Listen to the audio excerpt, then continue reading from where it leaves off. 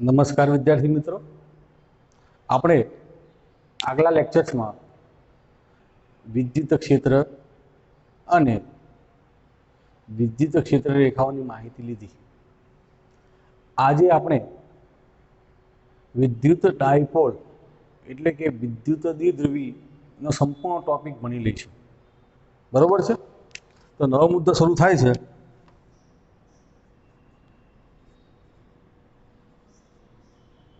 વિદ્યુત ડાયપોલ અથવા વિદ્યુત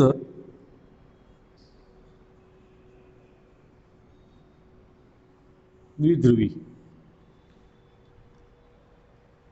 હવે જુઓ, આ ટોપિકનું મહત્વ એટલા માટે છે કે કેમિસ્ટ્રીમાં પણ તમે આના વિશે ડિટેલમાં ભણશો. બરોબર છે? તો વ્યાખ્યાયિત કરીએ. સમાન મૂલ્યના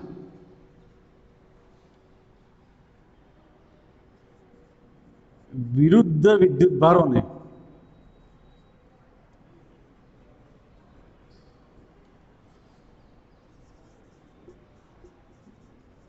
એકબીજાથી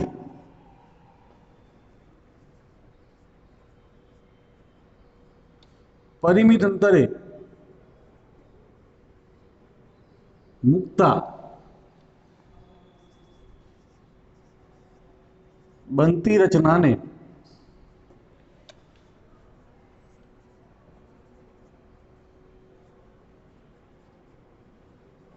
વિદ્યુત દ્વિધ્રુવી, ઇંગ્લિશમાં કહેવાશે ઇલેક્ટ્રિક ડાયપોલ કહેવાય છે. કેવી રીતે બને? તો આ વિદ્યુતભાર લીધો પ્લસ ક્યુ, એના જેટલા જ મૂલ્યવાળો વિરુદ્ધ વિદ્યુતભાર લઈ લઈએ માઇનસ ક્યુ, અને એકબીજાથી પરિમિત અંતરે એટલે કે એ અંતરને આપણે કહીશું 2a. આ જે અંતર છે એ અંતર હશે 2a. તો આ બની ગઈ ઇલેક્ટ્રિક ડાયપોલ. હવે તમારા મનમાં પ્રશ્ન થશે કે આ અંતર 2a કેમ લીધું? બીજું અંતર લઈ શકાય, પરંતુ આના મધ્યબિંદુને આપણે ઉગમ બિંદુ ગણી લઈએ ને, તો મધ્યબિંદુ આગળ બંને વિદ્યુતભારોની અસર સરખી થાય, એટલે કે મધ્યબિંદુથી બંને વિદ્યુતભારો સરખા અંતરે એ અને એ અંતરે હોય, એટલે આપણે સરળતા ખાતર 2a અંતર લીધું. બરોબર છે? તો આ થઈ ગઈ વિદ્યુત દ્વિધ્રુવી. હવે વિદ્યુત દ્વિધ્રુવીની ચાક માત્રા આપણે ભણવાની છે. ચાક માત્રાનો કન્સેપ્ટ આપણે ધોરણ 11માં ભણી ગયા, ચાક ગતિમાં. કદાચ યાદ હોય તો તમે આવું ભણતા હતા કે બળની ચાક માત્રા. ચાક માત્રા કોની? બળની. એટલે કે આ રાશિ છે. તો વ્યાખ્યાયિત શું કરતા હતા? બળનું મૂલ્ય ગુણ્યા બે બળ વચ્ચેનું અથવા તો બળનું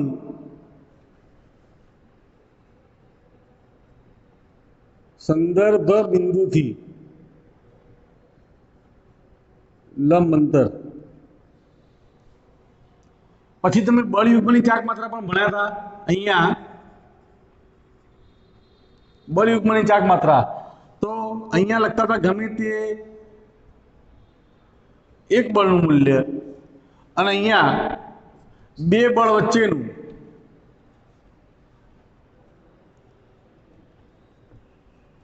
લંબ અંતર.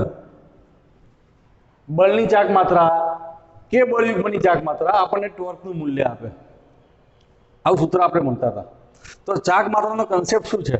તો ચાક માત્રાનો કન્સેપ્ટ એ છે કે જ્યારે સમાન મૂલ્યની કોઈ બી રાશિ પરિમિત અંતરે હોય ત્યારે આપણે એની ચાક માત્રા ગણી શકીએ. તો અહીંયા વિદ્યુત દ્વિધ્રુવીની ચાક માત્રા જેને સ્મોલ p વડે દર્શાવાય છે, ધ્યાન રાખજો બાળકો. તો ચાક માત્રાનો કન્સેપ્ટ લઈ લઈએ અહીંયા. તો આ ચાક માત્રા કોની? કોઈ રાશિની. તો અહીંયા શું આવશે? અહીંયા શું આવશે? રાશિનું મૂલ્ય, બરોબર છે ને? અને બે રાશિ વચ્ચેનું લંબ અંતર. તો અહીંયા રાશિ તરીકે કોણ છે? વિદ્યુતભાર છે, એટલે કે વિદ્યુતભારનું મૂલ્ય એ Q જ આવશે. અને બે રાશિ એટલે કે બે વિદ્યુતભાર વચ્ચેનું લંબ અંતર કેટલા આવશે? 2a આવશે. એટલે કે બળની ચાક વિદ્યુત દ્વિધ્રુવીની ચાક માત્રા P બરાબર શું આવશે? Twice QA. આ મૂલ્ય આવ્યું. એકમ શું થાય? તો એકમ થશે કુલમ્બ મીટર. વિદ્યુતભારનું એકમ કુલમ્બ અને અંતરનું એકમ મીટર. પારિમાણિક સૂત્ર શું થશે? તો પારિમાણિક સૂત્ર થશે P નું પારિમાણિક સૂત્ર, તો કુલમ્બનું પારિમાણિક સૂત્ર શું થશે? A1 T1 અને અંતરનું પારિમાણિક સૂત્ર શું થશે? L1. આથી ચાક માત્રાનું પારિમાણિક સૂત્ર શું આવશે? M0 L1 T1 A1. M0 L1 T1 A1. દિશા ધ્યાનમાં રાખવાની છે, બરોબર છે?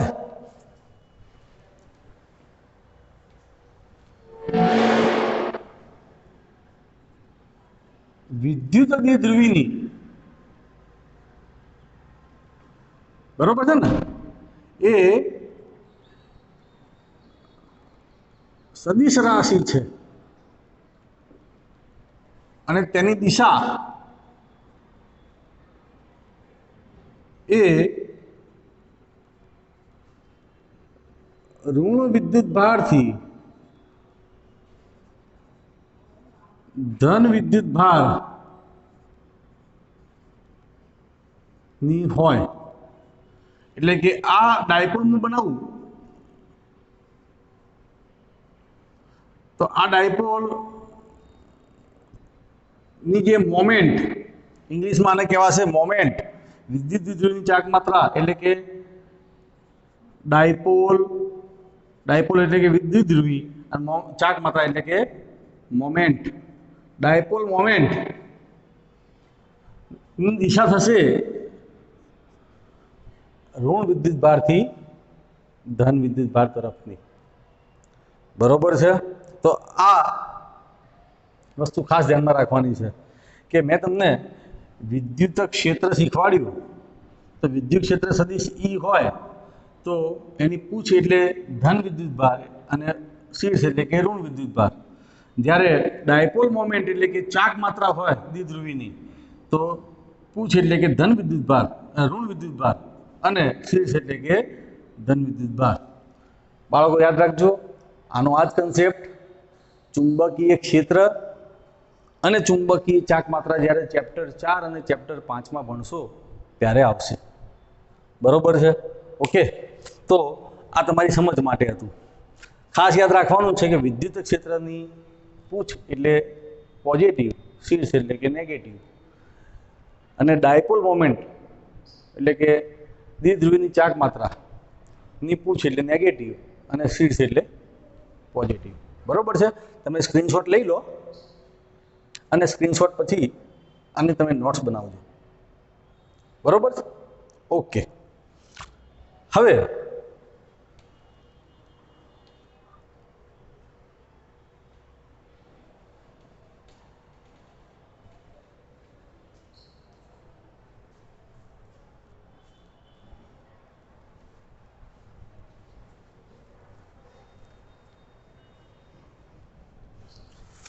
મુદ્દો શીખવાનો છે કે વિદ્યુત ડાયપોલ ની અક્ષ પરના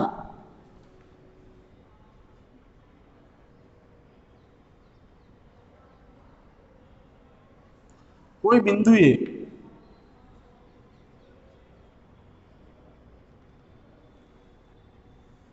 વિદ્યુત ક્ષેત્ર શોધવું છે. યાદ રાખજો બાળકો, બે થિયરી છે.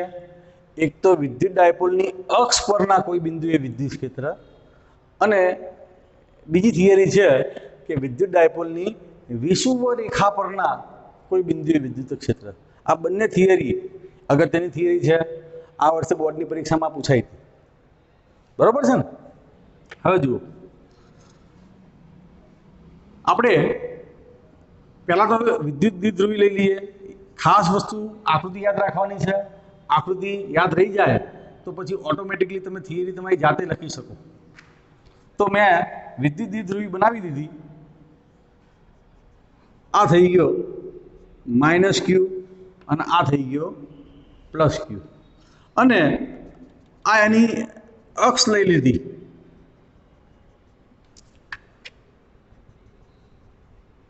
આ અક્ષને હું x અંતર કહું.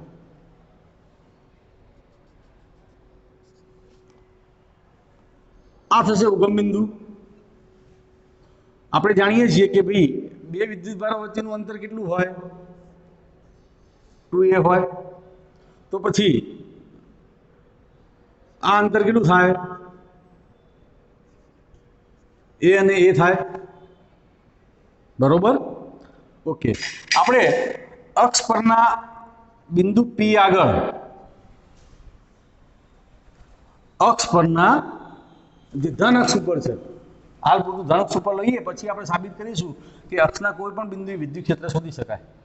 તો બિંદુ P આગળ આપણે વિદ્યુત ક્ષેત્ર શોધવું છે, તો એને આપણે આ મધ્ય બિંદુ એટલે કે ઉગમ બિંદુથી અંતર ગણી લઈએ r. અંતર ગણી લઈએ r. તો પછી આ +q વિદ્યુતભારથી અંતર કેટલું થશે? તો આ અંતર થશે r અને આ અંતર છે a. તો +q વિદ્યુતભારથી બિંદુ P નું અંતર થશે r - a. અને -q વિદ્યુતભારથી અંતર બિંદુ P નું અંતર થશે r + a.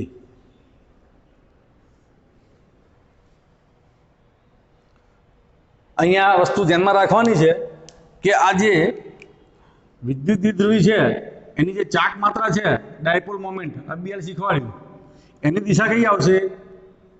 એની દિશા ઋણથી ધન તરફની આવશે.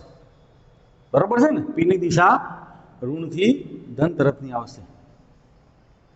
થિયરી કેવી રીતે યાદ રાખીશું?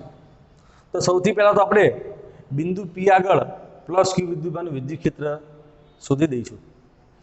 ત્યારબાદ બિંદુ P આગળ -q વિદ્યુતભારનું વિદ્યુત ક્ષેત્ર શોધી દઈશું, અને પછી બંને વિદ્યુત ક્ષેત્રનો સદિશ સરવાળો કરી દઈશું. જવાબ આવી જશે. ઓકે. વિદ્યુત ક્ષેત્રના કન્સેપ્ટમાં મેં શીખવાડ્યું છે કે ભાઈ જે બિંદુએ વિદ્યુત ક્ષેત્ર શોધવું હોય તે બિંદુએ તમારે શું મૂકવું પડે? પરીક્ષણ વિદ્યુતભાર મૂકવું પડે. પરીક્ષણ વિદ્યુતભારનું મૂલ્ય કેટલું હોય? +1 કુલમ. બરોબર છે? આ તમે લખો તો પણ ચાલશે, ના લખો તો પણ ચાલશે, પણ મેં એટલા માટે તમને લખ્યું કે તમે સમજી શકો. તો આકૃતિમાં દર્શાવ્યા પ્રમાણે શરૂઆત કરીએ.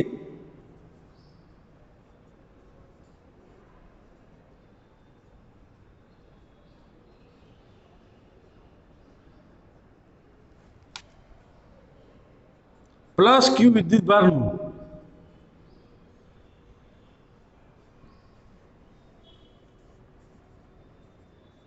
બિંદુ P થી અંતર, +q વિદ્યુતભારનું બિંદુ P થી અંતર કેટલું છે? r - a છે.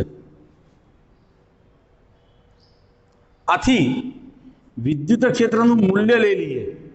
ઓકે. હવે વિચારજો, તમે ખાસ ધ્યાન રાખજો કે આ +q વિદ્યુતભાર આ એકમ ધન વિદ્યુતભાર ઉપર કઈ દિશામાં બળ લગાડશે? તો બંને વચ્ચે લાગશે અપાકર્ષી બળ, અને અપાકર્ષી બળ જે દિશામાં હોય એ દિશામાં વિદ્યુત ક્ષેત્ર મળશે, એટલે કે આ મળશે E પોઝિટિવ.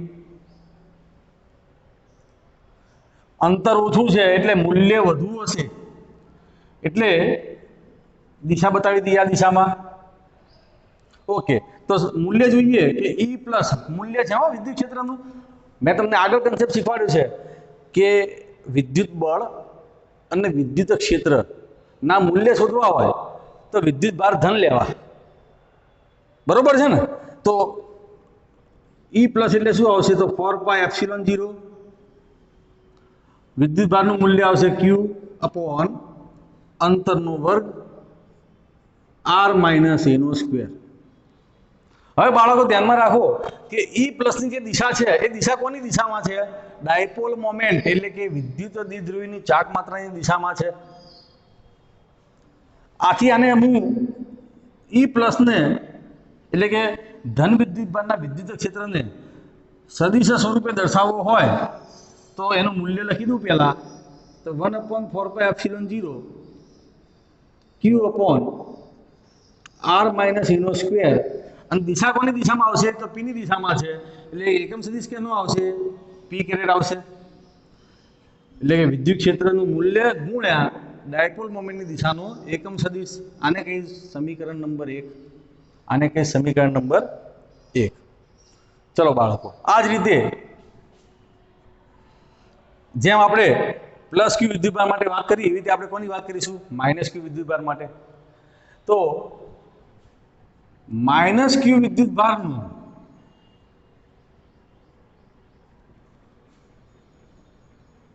બિંદુ પી થી અંતર કેટલું છે? તો આર પ્લસ એ છે. માઇનસ ક્યુ વિદ્યુતભારનું બિંદુ પી થી અંતર કેટલું છે? આર પ્લસ એ. ધેરફોર ઓકે, ધ્યાનમાં રાખો હવે કે આ માઇનસ ક્યુ વિદ્યુતભાર એ બિંદુ પી આગળના પરીક્ષણ વિદ્યુતભાર ઉપર માઇનસ અને પ્લસ આકર્ષી બળ લાગશે. એટલે જે વિદ્યુત ક્ષેત્ર હશે એની દિશા આ હશે. વિદ્યુત ક્ષેત્ર હશે એની દિશા આરી હશે. બરોબર છે? આનો સદિશ મેં નાનો બનાવ્યો છે. એનું કારણ એ છે કે માઇનસ ક્યુ વિદ્યુતભારનું અંતર વધુ છે એટલે બળ ઓછું લાગે એટલે વિદ્યુત ક્ષેત્ર નાનું બને. પ્લસ ક્યુ વિદ્યુતભારનું અંતર ઓછું છે, બળ વધુ લાગે એટલે વિદ્યુત ક્ષેત્ર મોટું થઈ જાય. બરોબર છે ને? તો આપણે પહેલા મૂલ્ય લઈએ કે માઇનસ ક્યુ વિદ્યુતભારનું વિદ્યુત ક્ષેત્ર ઈ માઇનસ. તો ચલો મૂલ્ય લેવાનું છે એટલે મૂલ્ય લેવાનું હોય તો વિદ્યુતભાર ધન જ લેવાના છે એટલે મૂલ્ય મૂકી દઈએ કે 1/4πε0 ક્યુ અપોન આર પ્લસ એનો સ્ક્વેર. જેમ આનું મૂલ્ય લખ્યું એવી રીતે પેલાનું મૂલ્ય લખ્યું. મૂલ્ય લખતી વખતે વિદ્યુતભારોના ફક્ત મૂલ્ય લેવા, પ્લસ માઇનસ લેવા નહીં. દિશા નક્કી કરીએ. ધેરફોર ઈ માઇનસનો જે સદિશ છે બરાબર આવશે મૂલ્ય 1/4πε0 ક્યુ અપોન આર પ્લસ એનો સ્ક્વેર. અને આ જે વિદ્યુત ક્ષેત્ર ઈ માઇનસ છે એ ડાયપોલ મોમેન્ટની વિરુદ્ધ દિશામાં છે એટલે ડાયપોલ મોમેન્ટનો એકમ સદિશ લઈએ તો એની વિરુદ્ધ દિશા લેવી પડે. બરોબર ને? આને કહીશું સમીકરણ નંબર 2. ઓકે, તો બિંદુ પી આગળ કુલ વિદ્યુત ક્ષેત્ર એટલે શું? તો સમીકરણ નંબર 1 અને સમીકરણ નંબર 2 નો સદિશ સરવાળો.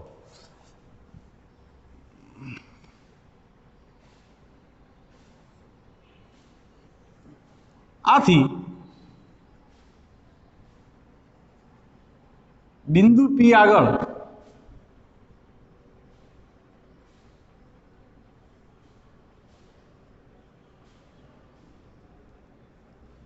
કુલ વિદ્યુત ક્ષેત્ર સદિશ ઈ બરાબર સદિશ ઈ પ્લસ અને વત્તા સદિશ ઈ માઇનસ. ધેરફોર સદિશ ઈ બરાબર ઈ પ્લસ ની કિંમત મૂકીએ તો આવશે 1/4πε0 ક્યુ અપોન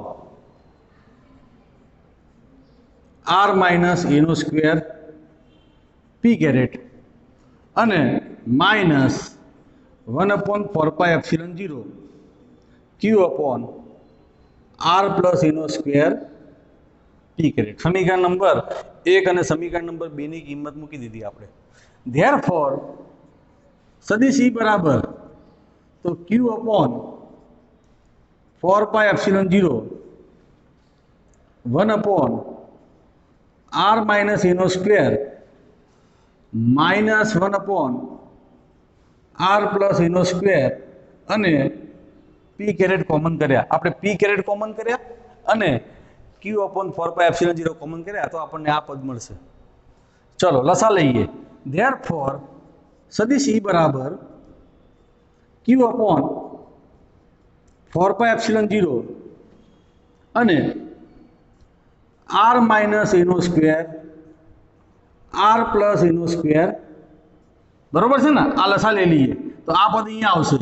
તો આર પ્લસ એનો સ્ક્વેર માઇનસ આ પદ અહીંયા આવશે આર માઇનસ એનો સ્ક્વેર અને પી કેરેટ, બરોબર છે? ધેરફોર સદિશ E બરાબર તો આવશે ક્યુ અપોન 4π0 અને આ પદ શું થાય તો જુઓ, આ પદ થાય આવી રીતે આર માઇનસ એનો એ આર પ્લસ એ અને આખાનો સ્ક્વેર કહી શકાય. આખાનો સ્ક્વેર કહી દીધો. ચલો હવે આના અવયવ પાડીએ તો અવયવ આવશે r square plus 2a plus a square. આ પદના અવયવ પાડી દીધા. હવે માઇનસ ચિહ્ન. ચલો હવે આવશે આર સ્ક્વેર, એટલે કે આર સ્ક્વેર પ્લસ હતું એ માઇનસ થઈ ગયું. ત્યારબાદ આવશે -2ra, પરંતુ માઇનસ માઇનસ થશે પ્લસ, અને છેલ્લે પ્લસ એ સ્ક્વેર, પરંતુ આ માઇનસ છે એટલે થઈ જશે માઇનસ. તો આ પદ થઈ ગયું. ધેરફોર સદિશ E બરાબર તો આવશે ક્યુ અપોન 4π0. તો ચલો આર સ્ક્વેર કેન્સલ, એ સ્ક્વેર કેન્સલ. તો અહીંયા શું આવશે? અહીંયા આવશે 2ra વત્તા 2ra, એટલે શું આવશે 2 ગુણ્યા 2ra થઈ જાય, 2 વખત 2ra થઈ જાય, અપોન અહીંયા આવશે આર સ્ક્વેર માઇનસ એ સ્ક્વેર, આ અવયવ થઈ જાય, અને આખાનો આવશે સ્ક્વેર, અને અહીંયા પી કેરેટ. તો હવે જુઓ અહીંયા ટ્વાઇસ ક્યુએ લખી દઉં ચાલે, ટ્વાઇસ ક્યુએ લખી દઉં ચાલે, અને ગુણ્યા 2r લખી દઉં. પદની ગોઠવણી ફરીથી કરું, upon r square minus a સ્ક્વેરનો સ્ક્વેર અને પી કેરેટ. ધેરફોર સદિશ E બરાબર 1/4π0. ચલો ટ્વાઇસ ક્યુ એટલે શું આવશે? તો ડાયપોલ મોમેન્ટનું મૂલ્ય પી ગુણ્યા 2r upon r square minus a સ્ક્વેરનો સ્ક્વેર અને પી કેરેટ. ધેરફોર આપણને સદિશ E નું મૂલ્ય મળશે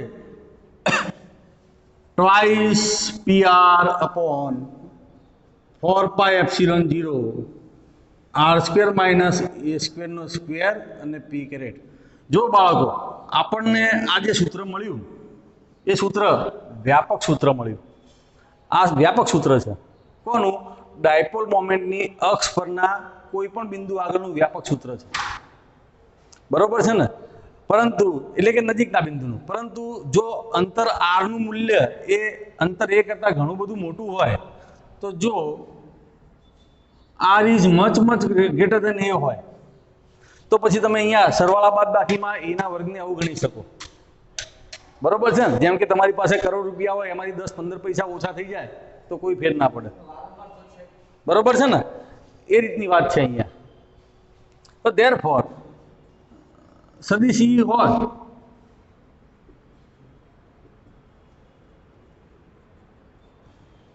R is much greater than a માટે એને અવગણતા. તો સદિશ E બરાબર કેટલા આવશે? તો ટ્વાઇસ PR અપોન 4π0, અને અહીંયા એ 0 થઈ જશે તો આરની 4 ઘાત થઈ જશે અને પી કેરેટ. ધેરફોર સદિશ E બરાબર કેટલા આવશે? તો 1 આર ઉડી જશે તો ટ્વાઇસ PR અપોન 4π0 અને આરનો ઘન અને પી કેરેટ મળશે, અને પી કેરેટ મળશે. જુઓ તમારી બુકમાં આ રીતે સૂત્ર નથી, તમારી બુકમાં આ રીતે સૂત્ર છે કે ટ્વાઇસ અને પીની જગ્યાએ ટ્વાઇસ ક્યુ એ મૂકી દીધા છે અપોન 4πε0 અને આર ક્યુ. તો આ બંને રીતે સૂત્રો સાચા જ છે. આ બંને રીતે સૂત્રો સાચા જ છે. તો આ થઈ ગયું વિદ્યુત ડાયપોલની અક્ષ પરના કોઈ બિંદુએ વિદ્યુત ક્ષેત્રનું સૂત્ર. બરોબર છે. સ્ક્રીનશોટ લઈને આ મુદ્દો તમારે નોટ કરી દેવો. ક્લિયર? Thank you.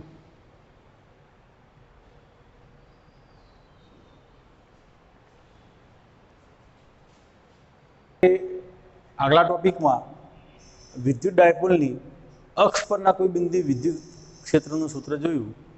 આજે આપણે હવે વિદ્યુત ડાયપોલની વિષુવ રેખા પરના કોઈ બિંદુએ વિદ્યુત ક્ષેત્રનું સૂત્ર જોવાનું છે.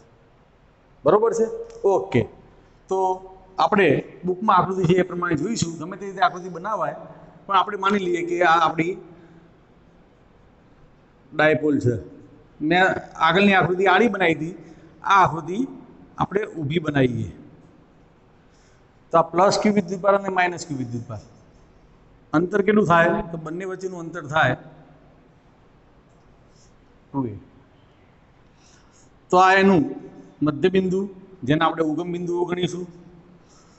તો ઉગમ બિંદુમાંથી વિદ્યુત ભારોને જોડતી રેખાને લંબ, આ વિદ્યુત ભારોને જોડતી રેખા અને એને લંબ જે અક્ષ બનાવીએ આપણે, આ અક્ષને આપણે એની વિષુવ રેખા કહીશું. આપણે વિષુવ રેખાને પણ એક્સ અક્ષ તરીકે લઈ લઈએ. બરોબર છે? તો આ અંતર થાય એ, આ અંતર થાય એ, અને આ વિષુવ રેખા પરના કોઈ બિંદુએ આપણે વિદ્યુત ક્ષેત્ર શોધવું છે. ડાયપોલ મોમેન્ટની દિશા એ ઋણ વિદ્યુતભારથી ધન વિદ્યુતભારની થાય. આ બિંદુ પી હું લઉં તો બિંદુ પી આગળ મારે વિદ્યુત ક્ષેત્ર શોધવું હોય તો બિંદુ પી આગળ મારે શું મૂકવું પડે?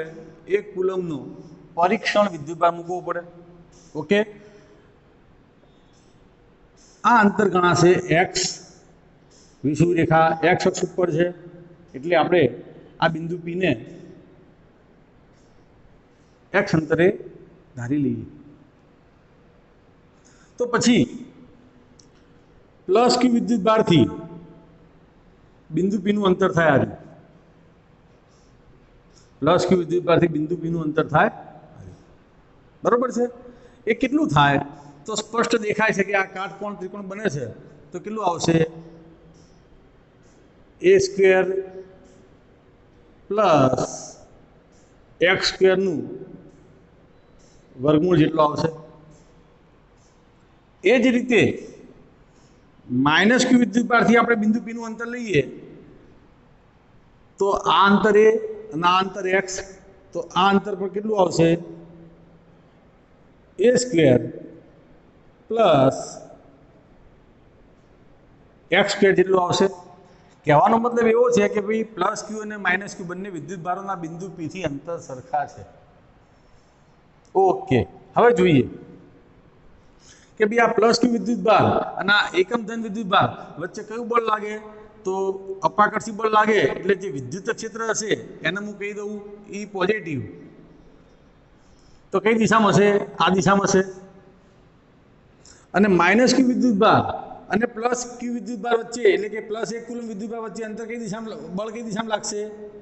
તો આ દિશામાં લાગશે, આકર્ષી. બરોબર છે? અને એને હું કહી દઉં E નેગેટિવ.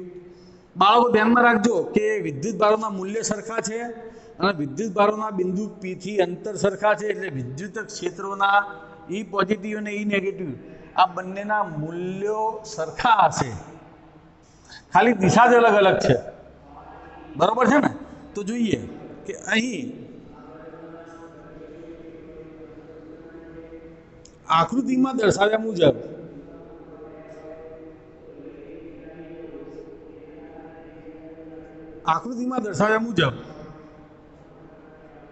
પ્લસ ક્યુ વિદ્યુતભારનું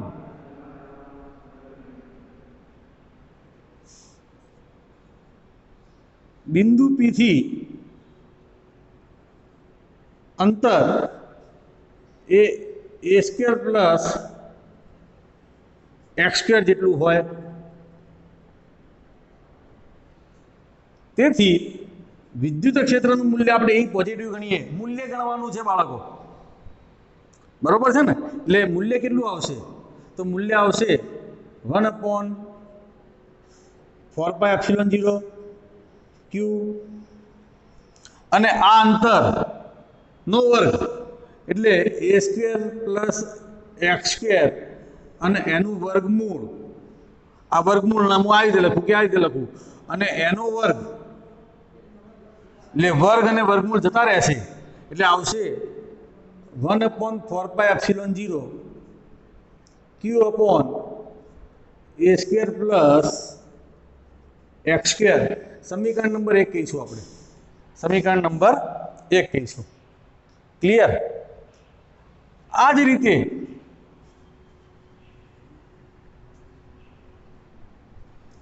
માઇનસ ક્યુ વિદ્યુતભાર માટેની વાત કરીએ. આ જ રીતે માઇનસ ક્યુ વિદ્યુતભારની વાત કરીએ તો માઇનસ ક્યુ વિદ્યુતભાર નું અંતર પણ એટલું જ છે.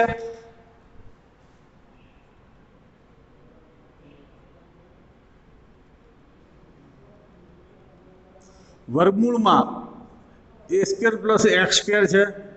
ધેરફોર માઇનસ ક્યુ વિદ્યુતભારનું વિદ્યુત ક્ષેત્રનું મૂલ્ય પણ એટલું જ આવશે. બરોબર છે? મૂલ્ય માટે ધન વિદ્યુતભાર કે ઋણ વિદ્યુતભાર બધા વિદ્યુતભારને ધન લેવા. 1/4πε0 q upon a² plus x². આની જેમ જ વર્ગમૂળનો વર્ગ એટલે વર્ગમૂળ જતું રહેશે. સમીકરણ નંબર 2. હવે જુઓ, ખાસ ધ્યાન રાખવાનું છે કે આ E પ્લસ વિદ્યુત ક્ષેત્ર અને આ રહ્યું E માઇનસ વિદ્યુત ક્ષેત્ર, બંનેનું પરિણામી વિદ્યુત ક્ષેત્ર આપણે સબાચનો નિયમ લઈએ, સદિશોનો સમાંતર બાજુ ચતુષ્કોણનો નિયમ, તો કઈ દિશામાં મળશે? તો આ દિશામાં મળશે. તો આના આપણે કહીશું આપણે પરિણામી વિદ્યુત ક્ષેત્ર. પણ એના માટે પહેલા તમારે થીટા ખૂણો ધ્યાનમાં લેવાનો છે. જુઓ, અહીંયા હું થીટા ખૂણો લઈ લઉં, એવું જરૂરી નથી કે અહીંયા થીટા ખૂણો લેવો, અહીંયા પણ લઈ શકાય, જવાબમાં કોઈ ફેર ના પડે, પરંતુ આપણે સરળતા ખાતર અહીંયા થીટા ખૂણો લઈશું. તો આ થીટા ખૂણો છે, તો આ થીટા ખૂણો થાય. ઓકે, હવે જુઓ, આ થીટા ખૂણો થાય એટલે આ થીટા ખૂણો થાય. આથી વિદ્યુત ક્ષેત્ર જે E પ્લસ છે એનો થીટાની દિશાનો ઘટક કયો થશે? તો E પ્લસ કોસ થીટા થશે. E plus cos theta. એ જ રીતે વિદ્યુત ક્ષેત્ર E માઇનસ છે એનો થીટાની દિશાનો ઘટક કયો થશે? તો E માઇનસ કોસ થીટા થશે. ઓકે, વિદ્યુત ક્ષેત્ર E પ્લસનો નીચેની દિશાનો ઘટક કયો થશે? તો E પ્લસ સાઇન થીટા થશે. અને એ જ રીતે વિદ્યુત ક્ષેત્ર E માઇનસનો નીચેની દિશાનો ઘટક કયો થશે? તો થશે E માઇનસ સાઇન થીટા. આમ આપણને ખાસ ધ્યાન રાખજો, જો વિદ્યુત ક્ષેત્ર E પ્લસનું અને E માઇનસનું મૂલ્ય સરખું છે અને કોસ થીટા એ સરખો જ આવે. આથી આ બંને ઘટકોના મૂલ્ય સરખા હોય અને દિશા વિરુદ્ધ, અને આ બંને ઘટકો એક બિંદુગામી હોવાથી એકબીજાની અસર નાબૂદ કરશે. જ્યારે એના E પ્લસ સાઇન થીટા અને E માઇનસ સાઇન થીટા ઘટકો એક જ દિશામાં હોવાથી તેમનો સરવાળો લેવો પડે, અને સરવાળો આપણને શું આપશે? પરિણામી વિદ્યુત ક્ષેત્ર આપશે. તો જોઈએ, બરોબર જોઈ લો આકૃતિ બરોબર. ફરીથી E પ્લસ કોસ થીટા ઘટક અને E માઇનસ કોસ થીટા ઘટકના મૂલ્ય સરખા થાય, દિશા વિરુદ્ધ થાય અને એક રેખસ્થ થાય, અસર નાબૂદ થઈ જાય. E પ્લસ સાઇન થીટા અને E માઇનસ સાઇન થીટાના દિશાઓ એક જ હોવાથી એમનો સદિશ સરવાળો થશે અને આપણને પરિણામી વિદ્યુત ક્ષેત્ર મળશે. તો આકૃતિ પરથી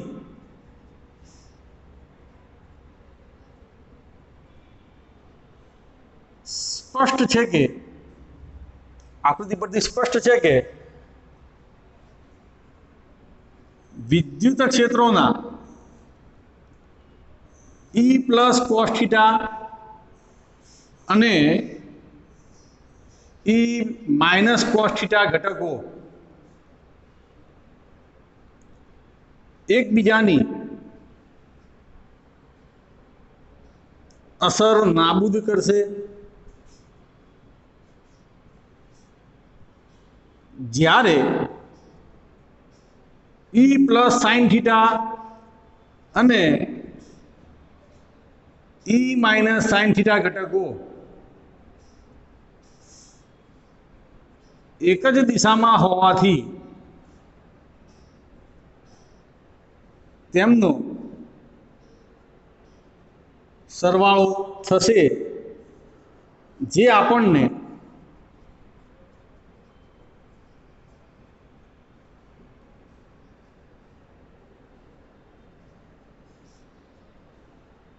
પરિણામી વિદ્યુત ક્ષેત્ર આપશે, જે આપણને પરિણામી વિદ્યુત ક્ષેત્ર આપશે. ધેરફોર પરિણામી વિદ્યુત ક્ષેત્રનું મૂલ્ય લઈએ હાલ પૂરતું, તો E બરાબર કેટલા? તો E પ્લસ સાઇન થીટા વત્તા E minus sine theta, E plus sine theta વત્તા E minus sine theta. Therefore E બરાબર, ચલો E પ્લસનું મૂલ્ય મૂકી દો, તો મૂલ્ય આ રહ્યું 1/4πε0 Q upon a square plus x square sine theta વત્તા E માઇનસનું મૂલ્ય મૂકી દો, તો મૂલ્ય એનું જ આવશે, તો 1/4πε0 Q upon a square plus x square sine theta. બંને સરખા જ છે એટલે સરવાળો થાય. ધેરફોર E બરાબર આવશે twice Q upon 4πε0 a square plus x square અને સાઇન થીટા. 1 વત્તા 1 બરાબર 2 થશે. બરોબર છે. ધેરફોર E બરાબર, ચલો twice Q upon 4πε0 a square plus x square. ચલો સાઇન થીટા, તો સાઇન થીટા અહીંયાથી શોધો, તો સાઇન થીટા બરાબર શું? તો સામેની બાજુ ભાગ્યા કર્ણ, સામેની બાજુ ભાગ્યા કર્ણ. તો સામેની બાજુ કઈ રીતે આવશે? એ આવશે અને કર્ણ કેટલો આવશે? a સ્ક્વેર પ્લસ એક્સ સ્ક્વેરનું વર્ગમૂળ. સાઇન થીટા બરાબર શું? તો સાઇન થીટા બરાબર સામેની બાજુ ભાગ્યા કર્ણ. બરોબર ને? ધેરફોર E બરાબર twice QA upon 4πε0.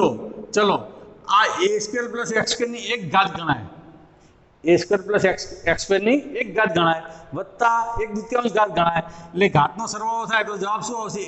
a square plus x સ્ક્વેરની 3/2 થાય, 1 પ્લસ 1/2. ઓકે.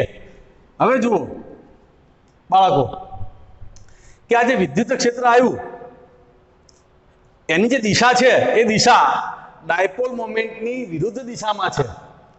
બરોબર છે ને? એટલે વિદ્યુત ક્ષેત્રના સદિશ સ્વરૂપે લેવું હોય તો E બરાબર, સદિશ E બરાબર તો ટ્વાઇસ QA m ના m upon 4πε0 a square plus x square ની 3/2. અને જો ડાયપોલ મોમેન્ટનો એકમ સદિશ લઈએ તો વિદ્યુત ક્ષેત્ર એ શું છે? ડાયપોલ મોમેન્ટની વિરુદ્ધ દિશામાં છે. ડાયપોલ મોમેન્ટ ઋણથી ધન છે, વિદ્યુત ક્ષેત્ર ધનથી ઋણ છે. બરોબર છે ને? એટલે માઇનસ પી કેરેટ લેવા પડે. તો આ થઈ ગયું તમારું સૂત્ર જે તમારી બુકમાં આપેલું છે. આગળ વધીએ તો સદિશ E બરાબર ટ્વાઇસ QA નું મૂલ્ય કેટલું? તો ટ્વાઇસ QA બરાબર કેટલા? તો ડાયપોલ મોમેન્ટનું મૂલ્ય P બરાબર upon 4πε0 a square plus x સ્ક્વેરની 3/2 અને P કેરેટ. આ સૂત્ર પણ લઈ શકાય. હવે જો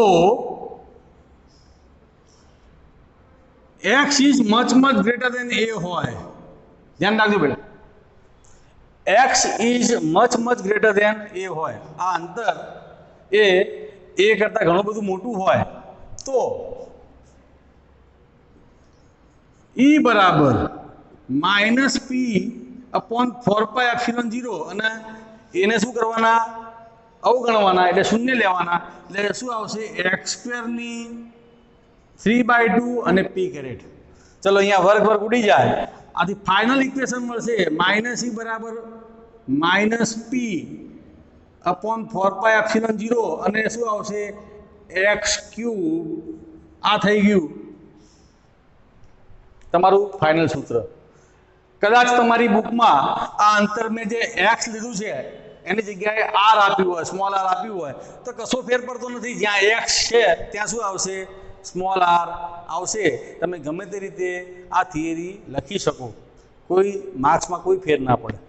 બરોબર છે. તો મેં તમને વિદ્યુત ડાયપોલ મોમેન્ટની આજે બે અગત્યની થિયરીઓ ભણાવી. એક તો એની અક્ષ પરનું વિદ્યુત ક્ષેત્ર અને એની વિષુવરેખા પરનું વિદ્યુત ક્ષેત્ર. નેક્સ્ટ લેક્ચરમાં આપણે જો વિદ્યુત ડાયપોલને સમાન વિદ્યુત ક્ષેત્રમાં મૂકવામાં આવે તો કેવી અસર થાય એની ચર્ચા કરીશું. બરોબર છે. આ સ્ક્રીનશોટ લેજો અને નોટ્સ તૈયાર કરજો. Thank you very much. Okay.